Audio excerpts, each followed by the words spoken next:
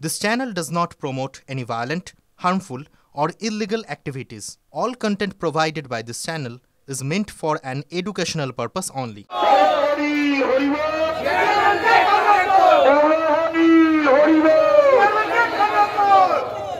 চরম হুঁশিয়ারি, কালই শেষ হচ্ছে ডেডলাইন, তারপরেই জল আলো বন্ধ হবে শহরে। চুঁচুড়া পুরসভার গেটের সামনে বসে এই হুঁশিয়ারি দিচ্ছেন কর্মীরা।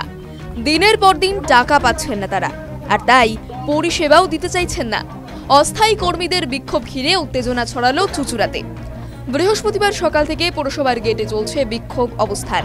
স্লোগান উঠছে, বলো হরি হরি বল, চেয়ারম্যানকে কাঁধে তোল।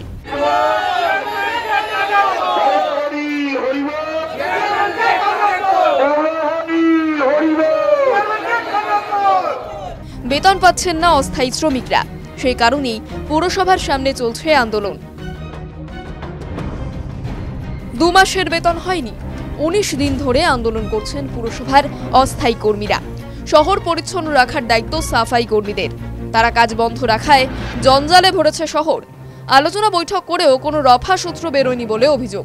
বেতন কবে হবে বলতে পারেনি পুর প্রশাসন, তাই চরম হুঁশিয়ারি দিলেন আন্দোলনকারীরা। শহরে জল, রাস্তার আলোর মতো জরুরি পরিষেবা বন্ধ রাখবে কর্মীরা। আমাদের গত যে পরশুদিন যে মিটিংটা হয়েছে, সেই মিটিংয়ে সর্বসম্মতভাবে সিদ্ধান্ত হয়েছে, আমরা এসডিও ম্যাডামের কথা অনুযায়ী 17 তারিখ অব্দি টাইম চেয়েছিলেন। তা সত্ত্বেও আমরা 20 তারিখ অব্দি টাইম দিয়েছি। আবার সবাইকে চিঠি দিয়ে জানিয়েছি, জেলা প্রশাসনের সর্বোচ্চ স্তরকে এবং আমাদের পৌরসভার সর্বোচ্চ স্তরকে, সব কাউন্সিলরকেও জানিয়েছি, আমরা এমএলএ এমপিকেও জানিয়েছি। আমরা যদি 20 তারিখের মধ্যে সমস্যার সমাধান না হয়, তাহলে 21 তারিখ থেকে, যেটা আমাদের সবাই মিলে সিদ্ধান্ত নিয়েছে, যে হয়তো জল এবং আলো এই দুটো পরিষেবা বন্ধ থাকবে। আমি যখন বাড়ি ফিরে যাচ্ছি, আমার মা, বাবা, ছেলে, স্ত্রী, তারাও মানুষের কথাই আমরা ভাবছি, আমাদের কথাও ভাবছি। আমরা তো পরিষেবা দেওয়ার জন্যই 3টে মাস না খেয়ে পরিষেবা দিয়ে যাচ্ছি।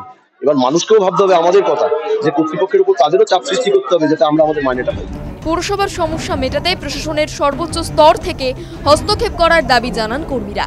পৌরসভার সিআইসি স্বাস্থ্য জয়দেব অধিকারী বলেন, মাইনে ওরা আজ না কাল পাবে, কিন্তু একটা মাইনে তো যেখান থেকে খুশি জোগাড় করে দেওয়া যেত, অন্য ওরা চালাতো পেটটা, সেটার জন্য সবাইকে এগ্রি হতে হবে। ডিউটা এখন দেওয়া সম্ভব নয়, আমি ভালোভাবেই জানি ডিউটা দেওয়া সম্ভব, কিন্তু একটা রানিং মাসের যদি ওদের মাইনে দেওয়া যেত, তাহলে ওরা আপাতত চালাতো, ধর্মঘটটা তুলতো ওদেরকে বুঝিয়ে বাজিয়ে। কিন্তু সেই টাকাটাও নেই ফান্ডে, আর সেই টাকা ফান্ডে যে টাকা পড়বে তারও তো ব্যবস্থা নেই।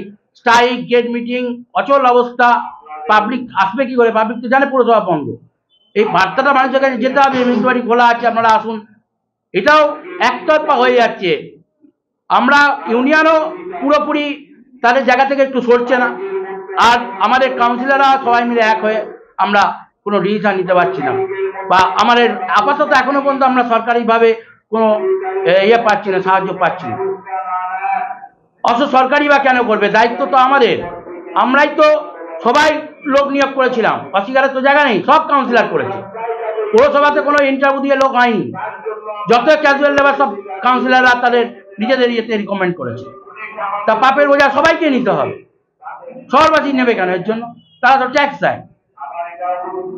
সরকার তো বলে দেয়নি যে তোমরা লোক ঢোকাও, সরকারের মধ্যে কোনো দায়িত্ব এসে যায় না। মিউনিসিপালিটিকে লোক ঢুকিয়েছে, মিউনিসিপালিটিকে আস্থা করে তাদেরকে মাইনে দিতে হবে। দেখুন, পৌরসভার প্রায় 8 মাস আগে থাকতে ফিনান্স অফিসার কিন্তু বারবার নক করেছিল আমাদের সিআইসি মিটিংয়ে, বোর্ড মিটিংয়ে।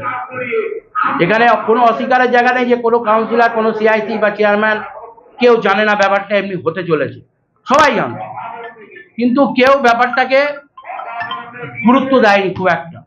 ভেবেছিল যেমন আগে মাইনে হয়ে যেত তেমনি মাইনে হয়ে যাবে, কিন্তু আজকে দেয়ালে পিঠ থেকে গেছে পৌরসভারও, দেয়ালে পিঠ থেকে গেছে শ্রমিকদের।